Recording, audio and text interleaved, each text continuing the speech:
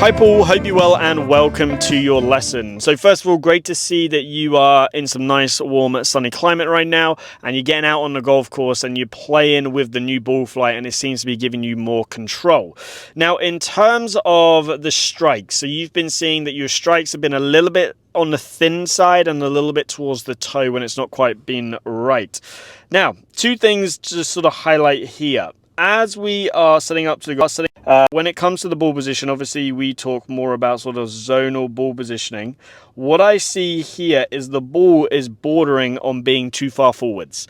Now, the furthest forwards I would ever position the golf ball is the front of the ball in line with the lead armpit. That's the furthest forwards I would ever put it, and I would put that into quite a severe fade bias pattern, especially when you're hitting an iron. The furthest back you would put the ball is essentially underneath the sternum of the chest. Now, what we can see here is the middle part of the ball is in line with the lead armpit, so I would say that you are bordering on having that ball too far forwards. A great sort of Goldie is underneath the lead here. So I would like you to position that ball about a golf ball further back. So it's more in the middle of that rectangle. And from there you can see that's roughly going to be underneath the green line. Now, why does it cause you to hit it slightly out of the toe and slightly shallow when the ball's too far forwards? Well, number one, the later on you strike it, the shallower the strike's going to be. So when the ball's further forwards, you're going to hit the ball later on in your arc. That means your strike's going to be shallower. That means potentially you can hit it lower in the face.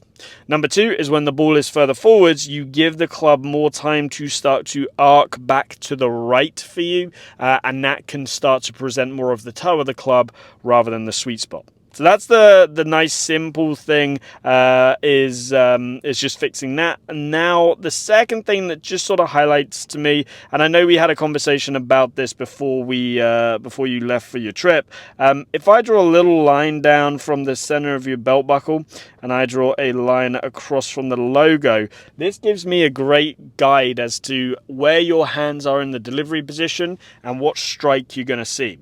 So if I was to draw just my standard plane lines on here and I was to take you all the way to the top and down into the delivery position, so we can see really nice takeaway, good top of backswing as you come down. Gets maybe a little steep for my liking, but I think that's arguably because the ball's too far forwards, so you're having to swing a little steeper in order to create some angle of attack.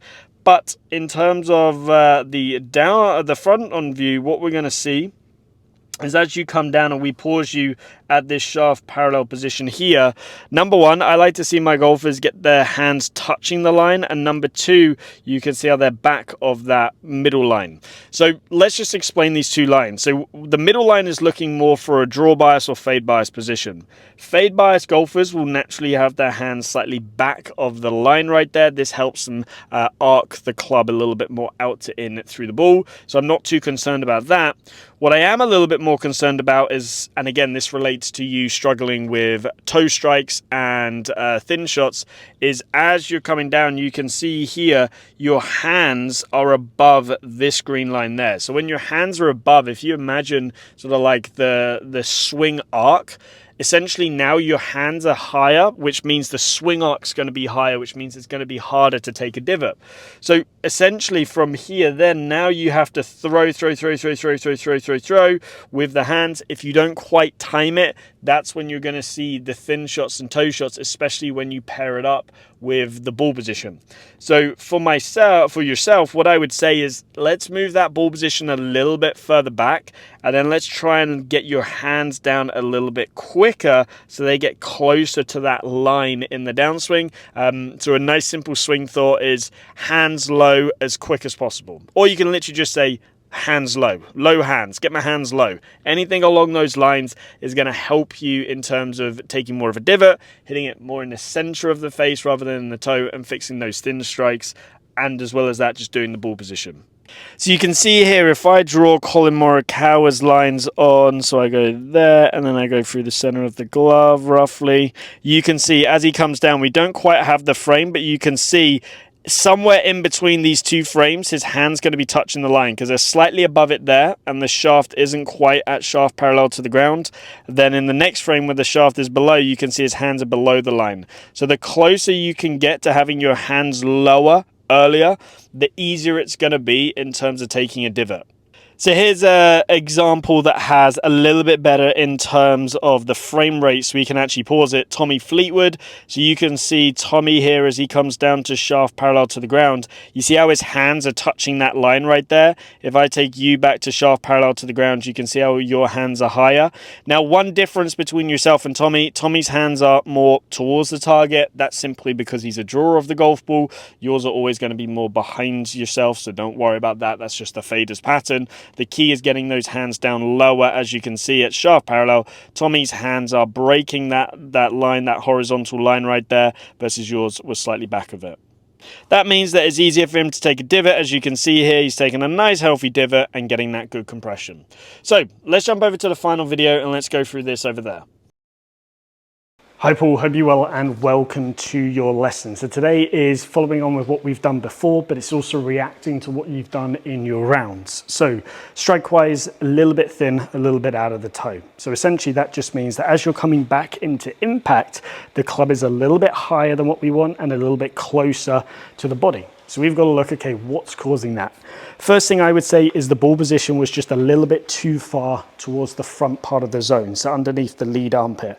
Now, this as a byproduct, I would also say, is you then try and swing a little bit over the top and hit it on the way down in order to get that downwards angle of attack when you don't want to necessarily do it that way. What I would prefer is that you move the ball back so it's more underneath your lead ear. So if I set up here and I position the ball underneath the lead ear, you can see that that still puts it back or sort of my lead shoulder joint, which means naturally I'm going to get that angle of attack downwards because my low point's after the ball, so I'm not going to have to swing over the top to do it.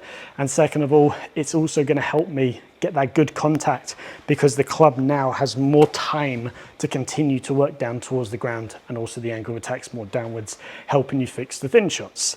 Now, as well as that, if the ball's slightly further back, you have less time to now start to arc the club back in, helping you with the toe shots. So that's the first check. The second one, and this is going down what we sort of spoke about before, and again, we've got to keep it simple whilst you're still playing, is as you come down to shaft parallel to the ground in the downswing, your hands were just a little bit high off that line.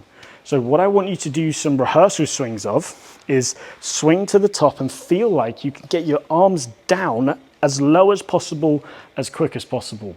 Now we can simplify that phrase down to low hands. So to the top, get your hands low. Low hands right there, and you can see it is my arms pulling downwards in front of my trail leg, and I feel like they're roughly getting about halfway through my quad right there. So it's there, get the hands low. If I get the hands low, I can then get that good compression on the shot. If my hands are high, so I go to the top and my hands are high, as I come down now and I do this little pump, you can hear how that comes out thin. So the lower your hands are in the delivery position, the easier it's going to be to get that downward strike and hit the ball perfectly in the middle of the face.